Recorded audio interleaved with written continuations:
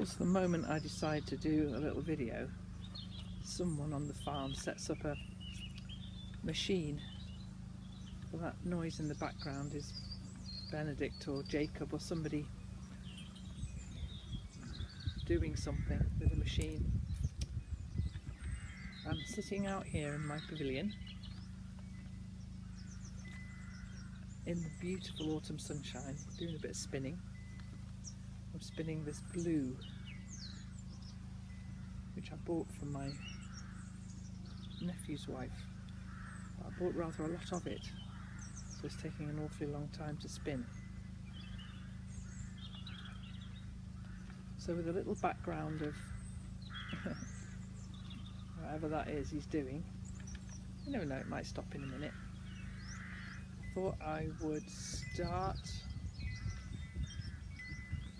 talking to you, to me, anybody's out there, with the first of my last homely house videos, because I live in a very beautiful place and I feel like it would be quite nice to share it with everybody. There's loads and loads of pictures over on Instagram, but now that I've got fast broadband here for the first time ever, I can actually upload to YouTube now, which I've not been able to do before. So I thought that maybe we could chatter on about this and that, things that interest me and might interest you. Bird going over there. Let's see how we go. So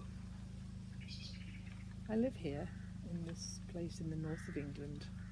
It's a cottage on a farm with quite a bit of garden. It's quite big.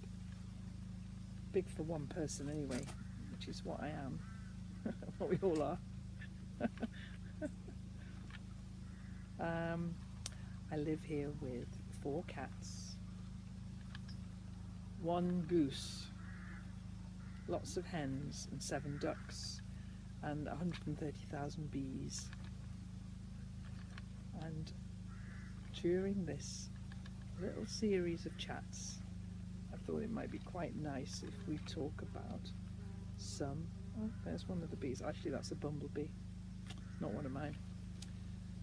If we talk about some of the things that interest me, that I think might interest you as well. So at the moment I'm sitting in my pavilion spinning. There's a couple of the poultry making their presence felt, because it's beautiful. The sun is shining, it's coming, so south is over there, and so the sun is hitting the back of my neck and making me lovely and warm, and I'm in heaven. I have though got quite a lot to do this afternoon. I've got to clear out the shed, which used to be my workshop, but now my workshop's in the house, and so the shed is the bee shed, where all my... I only started keeping bees this year. It's actually been the steepest learning curve I think I've ever been on. I'm amazed by just how complicated it is and how many opinions there are out there. So I'm on a few Facebook beekeeping sites, and one of them said fairly early on, ask 10 beekeepers a question and you'll get 11 answers. And I think I'm finding that's the case, because I'm winging it largely. My dad kept bees when I was a little girl, and I used to help him. I used to get my bee suit on and go and help him. I was a little girl a long time ago, and so the decision to keep bees here was, well, it made itself really. A friend of mine had to move their bees on after what happened for them. A bloke had an allergic reaction to the bee stings, and his doctor advised that he should get rid of them all. So I bought the lot, and yeah, they're over there. That's why I'm looking over there. They're just over there in what I now have to call my apiary. I have an apiary. Who knew? Anyway, I have an apiary. I did a clever thing. I have a friend, Sue, who she and I used to work together, and she keeps bees, and she's keeping me on track.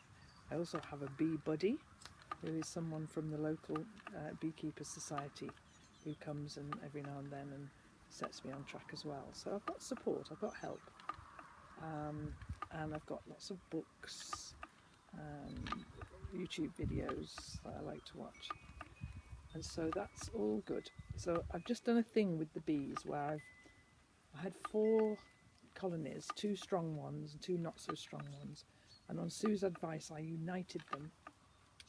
So I got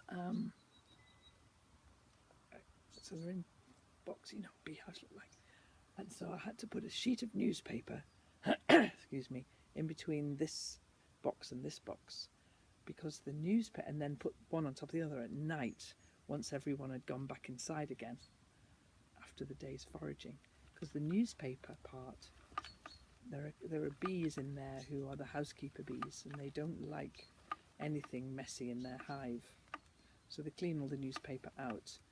And the reason why that's a good idea is that if I just plonk one on top of the other, they'd all have fought one another and killed one another, because they're not, you know, they're a bit territorial. But by the time the housekeeper bees had moved all the newspaper, which they did, they just nibbled away at it and flew outside and dropped it outside. By the time they'd done that, from both sides, everybody knew each other really well, so the party could start. So I did that, and then yesterday I went down and fed them. I'm not going to get any honey this year. I think that's fairly obvious. I'm going to leave all the honey on there for them so that they get through the winter, but in order to get them through the winter really well, I just want to make sure they do, and the conventional wisdom is to feed them with sugar syrup. So sugar, 10 kilos of sugar I mixed into syrup yesterday, and I put it into these special feeders, and I'm feeding them to get them through the winter. I know we're nowhere near winter, but they need all their stores all secreted away and happily ready for them for the winter time. So I'm just keeping my fingers crossed. I'm going to put, when it gets a bit colder, it's a beautiful day today, when it gets a bit colder, I'm going to put some insulation around the hives, and that will, I can hear the hens, that will hopefully keep them warm, because we don't get so much snow here. I've remembered times when I have been snowed in here, but these days the winters aren't like that. The winters are milder, and so we may not, we'll get cold days, but I don't think we'll get snow lying on the hives. Anyway, so that's about my hives, and now we're already 9 minutes, and so what I'm going to do is say, if anyone's interested in following along with a bit of Last Homely House stuff here with me, Kate, I'll do these once a week or so, see how we go. It might be quite fun. I think I'd enjoy it. Okay, so don't you spinning there. I'll do a little bit more before I start cleaning out the shed. See you next time.